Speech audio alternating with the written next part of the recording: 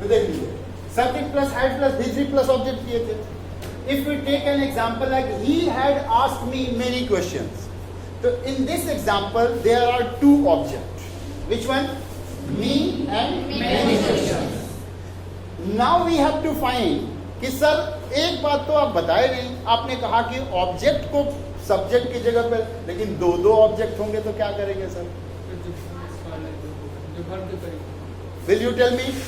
मेरे पास दो ऑब्जेक्ट हैं, आई और मी और माई क्वेश्चन. तो मैं कौन से ऑब्जेक्ट को लूं? क्या कोई रूल है ऐसा कि किसी ऑब्जेक्ट को लेना है और किसी ऑब्जेक्ट को नहीं लेना है? ऐसा कोई रूल नहीं है. याद दिला दे तुमको, यहां तुम फ्री अपने आप को महसूस करो. क्या फ्री करो? कि मैं किसी भी ऑब्जेक्ट को चुन सकता हूं. तो अब बोलोगे दो ऑब्जेक्ट हैं सर, दोनों का नाम क्या है? कैसे मैं पहचान? कोई पूछ दे चलो मी कौन सा ऑब्जेक्ट है और मेरी क्वेश्चंस कौन सा ऑब्जेक्ट है, तो ये जवाब तो नहीं है मेरे पास. है क्या तुम्हारे पास? मेरे पास है. मैंने तुमसे ना कहलवा दिया, मेरे पास है जवाब. क्योंकि ऑब्जेक्ट जो होते हैं, यहाँ पे ऊपर में थोड़ा सा लिख दिया जाए, ऑब्जेक्ट जो होते हैं वो दो तरह के होते हैं. कौन कौन ऑब्जेक्ट होते हैं? एक होता है डायरेक्ट ऑब्जेक्ट, इनडायरेक्ट. कैसे जाना? नाम से पता चला कि डायरेक्ट है कि इनडायरेक्ट होगा? नाम से. तो बस चलो बता दो मुझे डायरेक्ट ऑब्जेक्ट क्या होता है. What is direct object? Can you tell me? मैंने डायरेक्ट लिखा नहीं, तब तक तुम इनडायरेक्ट ऑब्जेक्ट बोल तो दिए. हाँ, थॉट से पता चलता है. यानी फेस, फेस जिसको कहते हैं, face is the index of character. Face is the index of character. ये सुनते सुनते बहुत सालों से सुन रहे हैं, बट इट इज रॉन्ग. किसी को देख करके अंदाजा नहीं लगा सकते कि वो किस टाइप का इंसान है. लगा सकते हो?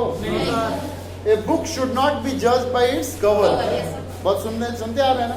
तो किसी को देख के अंदाजा मत लगाओ कि ये चोर नहीं है या ये बहुत सीधा साधा इंसान है. ऐसा कोई अंदाजा मत लगाओ. हो सकता है वही चोर हो, वही बहुत बड़ा फ्रॉड निकल जाए. तो ये डायरेक्ट ऑब्जेक्ट और इनडायरेक्ट ऑब्जेक्ट के बारे में बात करें. Direct objects are the object. एक बार में सुन लेना और याद भी हो जाना चाहिए. Direct objects are the object which are generally non living things. याद रहा? क्या? Direct objects are the object which are generally called non living things. तो उसका ऑपोजिट आ जाओ. Indirect objects are the object which are generally living things. Is it clear? But if there are two living things, then how will you identify which one is indirect object? दोनों indirect object हो गया. लेकिन उसमें जैसे he advised him to come here and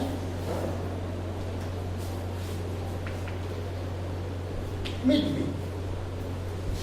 He advised him. Here, him as an object. Yes, sir. And to come is an infinitive. To come is an infinitive. The verb which is followed by to is called infinitive. And here is an adverb and is a conjunction. Meet is a verb and me is once again here object. So if I hide, he advised him to meet me. To meet me. अब यहाँ सबको मिटा, अगर छुपा दे इतना. He advised him to meet me. Short हो गया. तो he advised him to come here and meet me. एक ही बात हुआ ना? मीनिंग तो दोनों का एक ही निकला. अब ऐसे सेंस में क्या करेंगे? मेरे पास दो ऑब्जेक्ट है, एक हिम है और एक मी है. मेरे हिसाब से अब हम क्या करेंगे? पढ़ना शुरू कर देंगे. क्या पढ़ने लगते हैं हम लोग? जब दो दो चॉइस एक जैसे दिखाई देते हैं तो लक के ऊपर चले जाएंगे. क्या करते हैं लक में? जो भी पढ़ते हैं 1 2 1 2 1 2 करते करते तुक्का मार दिए. तो तुक्का मार के तुम किसी को भी पकड़ो, लेकिन ध्यान रहे जिसको भी पकड़ेंगे एक को जहां छोड़ेंगे उसके पहले 2 लगाएंगे. क्या लगाएंगे? 2.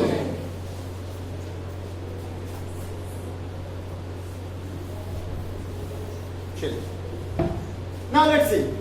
यहाँ पे आई से मैं बनाता हूँ, या तुम्हारे हिसाब से मेनी क्वेश्चन से बना, तुमने मोस्ट ऑफ लोग बनाए हैं many question. Many questions had been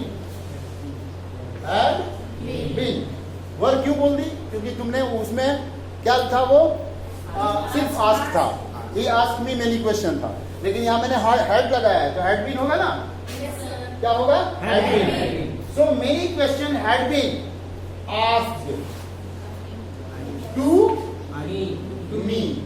to किसको? मेनी क्वेश्चन किससे पूछा गया?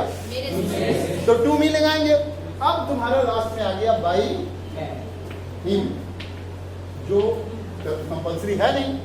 Did you understand? Yes, sir. अब समझ में आया? Yes, sir.